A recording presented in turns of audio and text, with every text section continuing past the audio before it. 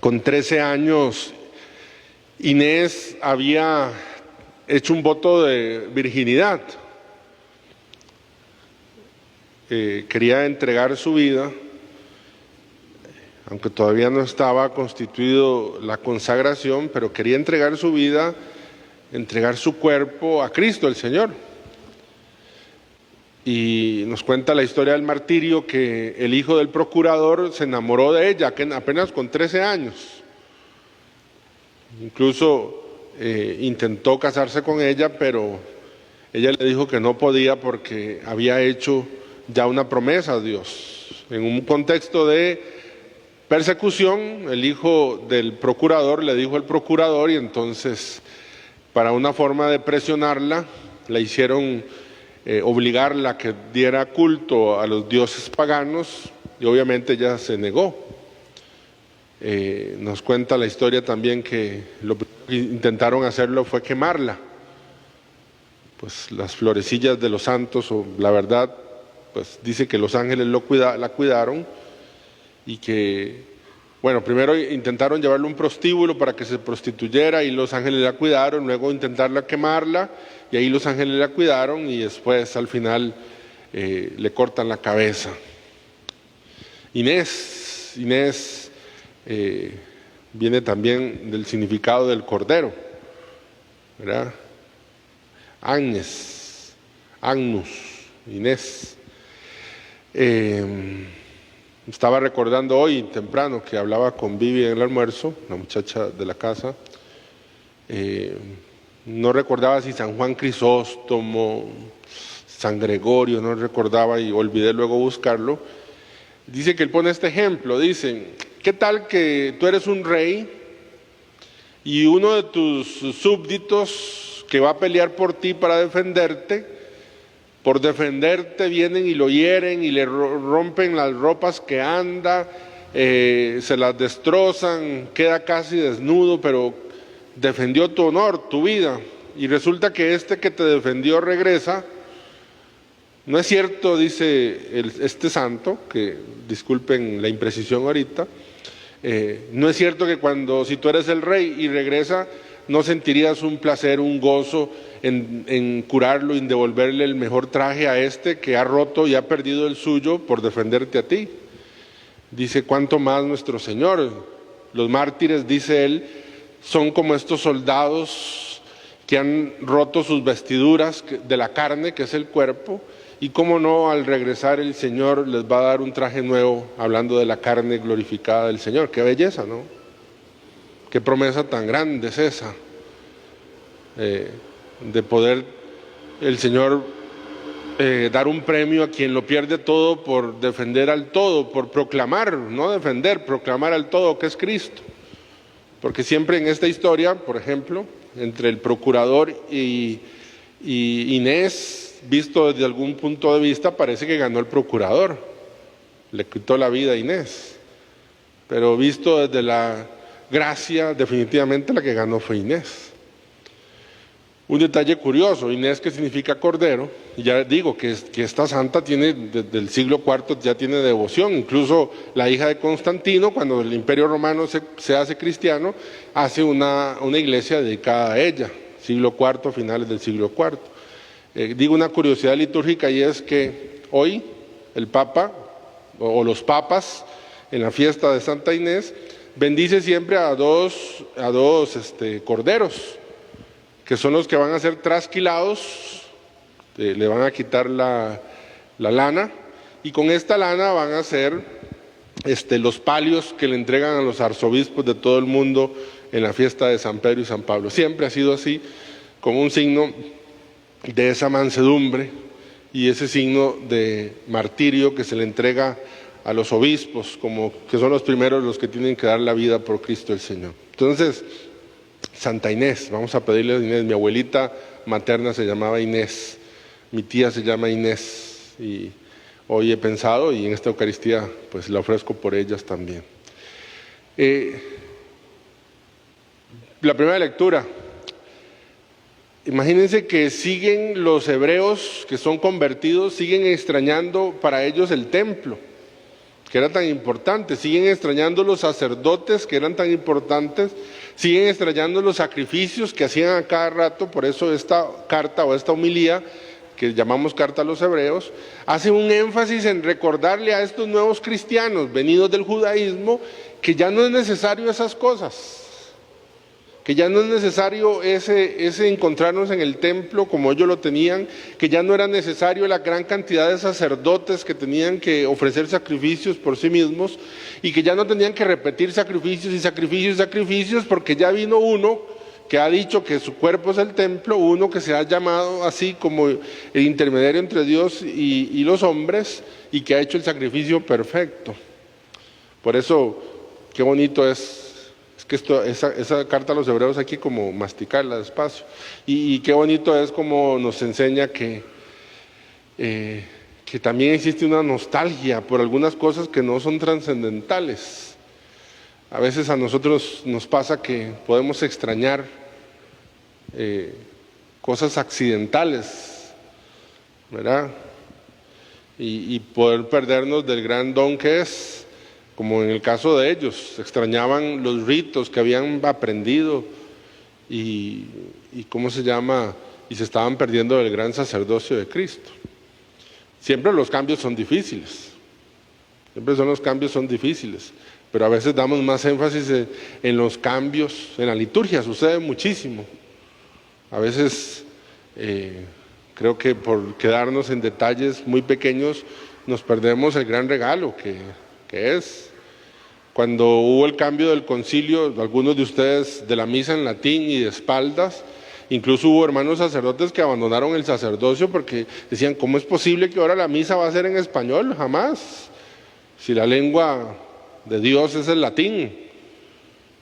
Ven como siempre hay una tentación en quedarse en lo periférico, en lo que está al exterior, y no ir a lo interior, ¿verdad? Hay gente que deja venir a misa por una persona que lee, porque sabe que esa persona es pecadora, como si no fuéramos pecadores todos. Deja venir a misa por el ministro, o se cambia de fila del que da la comunión, como si fuera más santísimo en la comunión, en la mano del Padre, y la del ministro es menos santísimo. Jamás. Fíjense que cómo nos quedamos en estas partes como accidentales, ¿verdad? Entonces eso nos enseña también la lectura, ir a lo propio, ir a lo más central, que es el misterio de Cristo, que es el misterio de la redención del Señor. Y una palabra del Evangelio, no dice en la traducción del español, pero voy a leerlo literalmente. Ahí está bien ahí, Pedro, nada más lo leo literalmente y regreso. A los que están en la casa, no se vayan, todavía estoy aquí. Dice, habiendo tenido noticias de lo que Jesús hacía. El texto griego dice, oyendo lo que Jesús hacía. Ven qué interesante. Quiere decir que lo que Jesús hacía bulla, porque no dice el texto, oyendo lo que Jesús decía, que parecería que debería ir como en ese orden. Si estoy oyendo es porque es algo audible, y lo que debería ser audible son las palabras. Sin embargo, vean esa combinación. La traducción está así como la hemos escuchado, pero el texto dice, oyendo lo que Jesús hacía. Y yo meditaba un poquito sobre esa relación entre el hablar y el hacer. El hablar y el hacer. Miren que lo que están buscando a Jesús, o de lo que están buscando a Jesús, ¿por qué es? ¿Por lo que hablaba o por lo que hacía? Por lo que hacía. Tanto era lo que hacía, que entonces la gente hablaba de eso, y por eso lo que hacía se volvió audible, ¿verdad? El Papa Francisco lo dice, hagamos bulla, le decía a los jóvenes, ¿verdad? Y los jóvenes de pronto han entendido que hacer bulla es dar un grito de júbilo, poner el parlante duro. Hacer bulla es que nuestras acciones, ¿verdad? Nuestras acciones arrastren, como en el caso de él.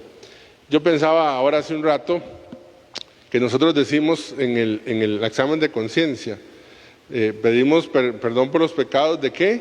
De pensamiento, palabra, obra y omisión. Y piénsenlo bien, ¿qué son los pensamientos? Son palabras que no decimos. ¿Y qué son las omisiones? Obras que no hacemos. Entonces miren cómo en nuestra práctica cristiana las palabras y las obras están en el centro de nuestra vida moral, de nuestra vida de práctica moral. Lo que quiero decir con esto es que nosotros tenemos que hacer como una equiparación entre lo que hablamos y lo que hacemos. Algunas veces no vamos a poder decir mucho porque no nos van a dejar, porque no nos quieren oír. Pero aunque no podamos hablar con palabras, podamos hacer con las acciones. No sé si soy claro, yo sé que parece un poco enredado el juego de verbos, pero quiero volver al texto, dice, habiendo escuchado, si ustedes tuvieran que completar el examen, habiendo escuchado lo que Jesús, pero ¿qué hubiera sido lo lógico? Escuchado lo que Jesús decía, pero el texto no dice eso.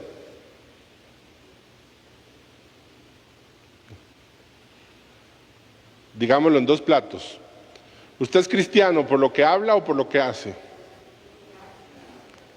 No, es claro, pero usted, yo, Toto, ¿lo define porque usted dice que soy católico, soy cristiano o lo dicen nuestras obras? ¿Verdad? Este es el hecho. La religión cristiana no es un conjunto de enunciados, es una práctica cristiana, es un camino, es una forma de vivir. Y eso me define, repito, en todos los ambientes, cómo hago, cómo vivo, cómo soy como vecino, como vecina, cómo soy como hermano, cómo soy como amigo, cómo soy como profesional, eso es lo que me define. En una sociedad que quiere encajonarnos y decirle, bueno, si usted es católico en lo privado. No, ¿cómo católico en lo privado? Yo soy cristiano en todos los ámbitos. Y al final en nuestra esencia cristiana el decir y el hacer están juntos. A veces, repito, no podemos hablar mucho, pero sí podemos hacer mucho. Y habrá algunas veces donde no podamos hacer mucho, pero también podamos anunciar mucho.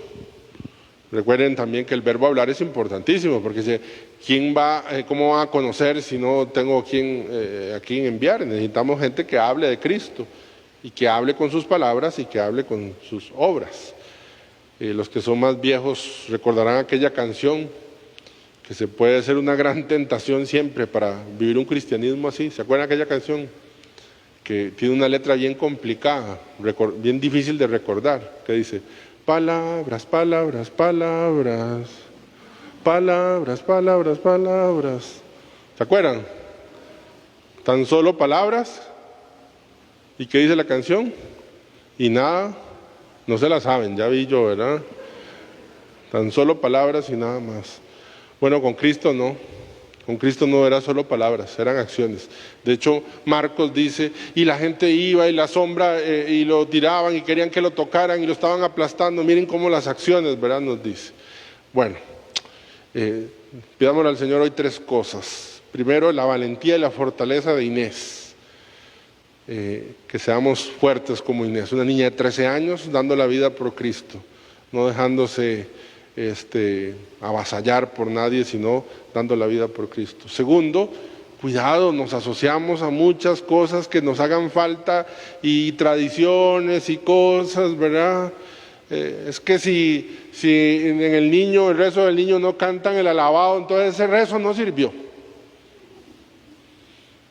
Si en el rezo del niño no dieron tamales, ese rezo no sirvió de nada. Pues el de hoy no va a servir entonces porque no hay tamales, ¿verdad? ¿Ves? Nos pegamos así. Que el padre no usó la casulla de guitarra. Uy, es que el padre no puso la alfombra, entonces esa misa no valió. Que no pusieron los 7 candelabros, solo pusieron 4. Es que la que leyó la lectura es una gran pecadora, entonces hoy esa palabra no valió. Ven, cómo hay esa tentación siempre. Que el Señor nos libre de perdernos lo esencial por estar extrañando, criticando, pegándonos en cosas accidentales. Y tercero y final, que nos haga una concordia, una integridad entre las palabras y las obras, como decía Marcos de Jesús. Vean. Gloria al Padre, al Hijo y al Espíritu Santo.